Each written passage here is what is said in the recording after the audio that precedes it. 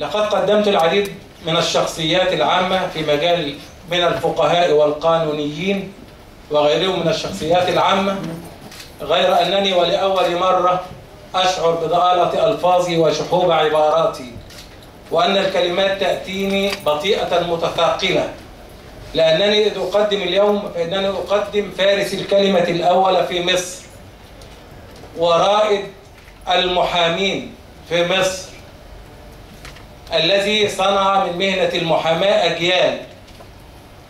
فباسمكم أتقدم بخالص الشكر للسيد الأستاذ الجليل رجاء عطية صاحب هذه المناسبة.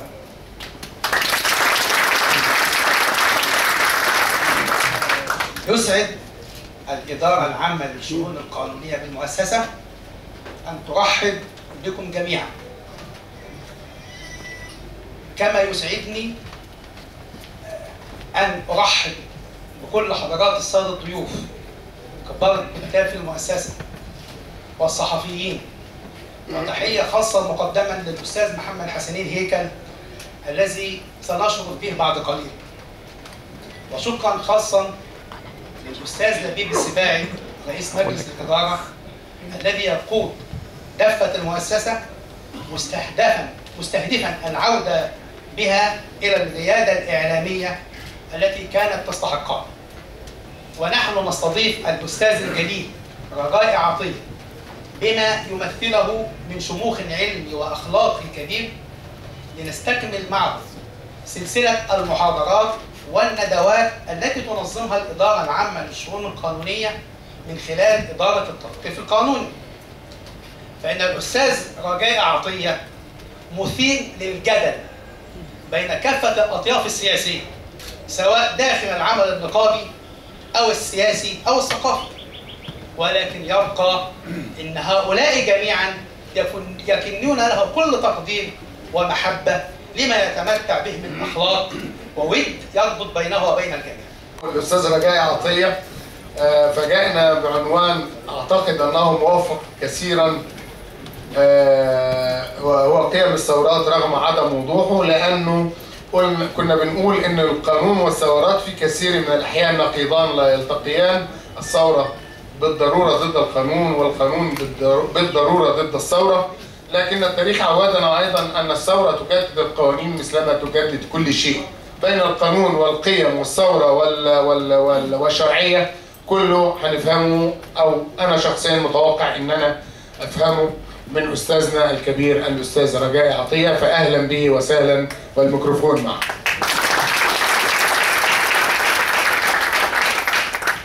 بسم الله الرحمن الرحيم.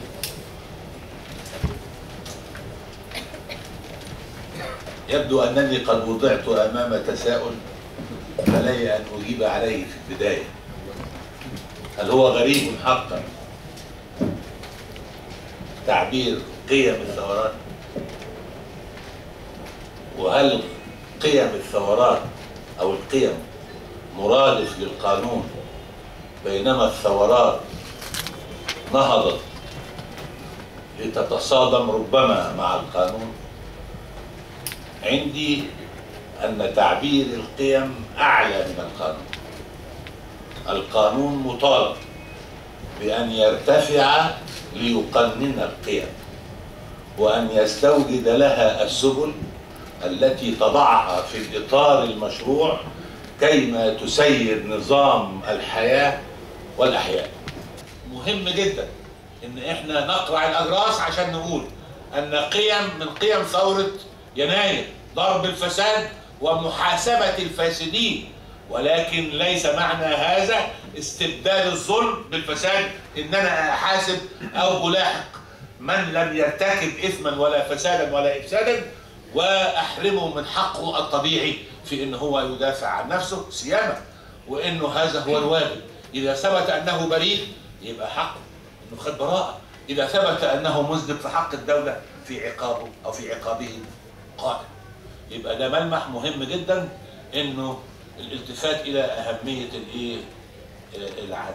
يعني أنا الزميل اللي بيسأل عن المحامين أقول له أنا هجي لك النقابة ونتكلم في القضية الجانبية دي، لأن أنا عندي إحساس ان المحاماه بتترنح من غير ما تزعلوا، وان نقابه المحامين ضاعت خلاص من غير ما تزعلوا برضه، لازم احنا نعمل يعني حاجه لنا ونتكلم في الشارع. انا طبعا انا خواطري كثيره، انما انا عاوز اقول في الاخر اخر حاجه عشان اترك فرصه للي عاوز يعني يحاور او يسال، انه عندي موضوعين. موضوع حملته موضوع الامن، كان الحديث فيه واجب ومهم جدا، وهتكلم عن في الديمقراطيه الاختيار بين المشاركه والاقصاء. من قيم ثوره يناير المشاركه، لانها اعتراض على ما كان هذا، والانتصار للديمقراطيه الحقيقيه يستوجب المشاركه، ولكن لانه على مدى 30 سنه فيه تراكمات ادت الى طارات انجاز التعبير، بقى فيه اتجاه كبير جدا راغب في الاقصاء. الاقصاء حينما ينال شخص او اشخاص محددين بناء على مساءله محدده تثبت في حقهم انهم قد قارفوا ما يستوجب الاقصاء، اهلا بذلك وسهلا. انما ده بدا يطرح على الساحه ما يسمى الاقصاء الجماعي. يعني ايه؟ كل من انتمى للحزب الوطني ده معزول، وبدا يبقى في حديث بقى عن العزل السياسي وعن قانون الغدر الذي كان في اول ثوره 52، وناس طلعت ناس ثالث يا جماعه ده اللي اتعزلوا عزل سياسي حتى قبل حصولهم على احكام اللي حصل عليها فؤاد سراج الدين وعبد الفتاح حسن ومحمد صلاح الدين الى اخره وابراهيم فرج. الرئيس السادات رحمه الله ادى عفو لابراهيم باشا عبد الهادي، وقال انه ده كان قرار عزله، كان قرار غير صائب. يعني آلت الامور الى الرجوع في هذا، وبالتالي انت لو لجأت للاقصاء الجماعي انت هتعمل اشتباك في مصر. لان انا شايف انه في اذا كنتش هتحدد بمعايير من واقع نفس قيم الثوره انه الاقصاء ينال من ارتكب ما يستوجبه ويبرر اقصائه، وهتطلق الاقصاء الجماعي بلا ضوابط، يبقى انت هتؤدي الى مزيد من الاشتجارات والعداوات بين ابناء الوطن، ويبقى اللي هيبقى مطوي على احساس بظلم لحق به اليوم سيتحول كما تحولنا في يناير الى شوكه في جنب النظام اللي احنا بنطلعه، وبالتالي هنخش في حلقات مفرغه.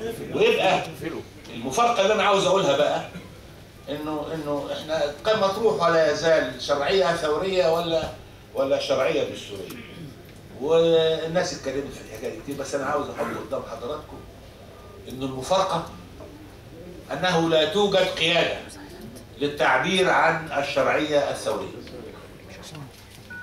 ومصر الدوله ليست هي صانعه الثوره. هذا يضعنا امام مفارقه: من الذي له ان يتحدث باسم الشرعيه الثوريه، ومن الذي ينفذ الشرعيه الثوريه؟ ويبقى نقول انه اخر كلمه هقولها انه طلع في السكه كده ما هو فيه ثورات عانت طويلا، واضرب امثله بالثوره الفرنسيه وعهد الارهاب ومئات الالاف الذين حصدت ارواحهم والناس الذين حكموا ظلما وحدث. قلت لهم انا بقول انه ثوره 52 فضلت تتباهى، يعني فيما عدا حوادث خميس والبقر وسيد قطب والسته اللي كانوا من ضمنهم علي العلا، بتتفاخر ثوره يوليو انها ما كانت بريئه من اراقه الدماء. يبقى احنا النهارده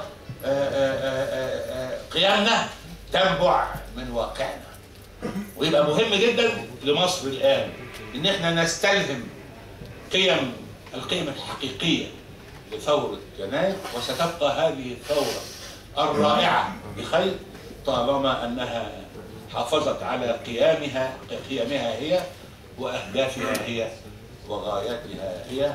اسال الله سبحانه وتعالى لمصر السلامه، والسلام عليكم.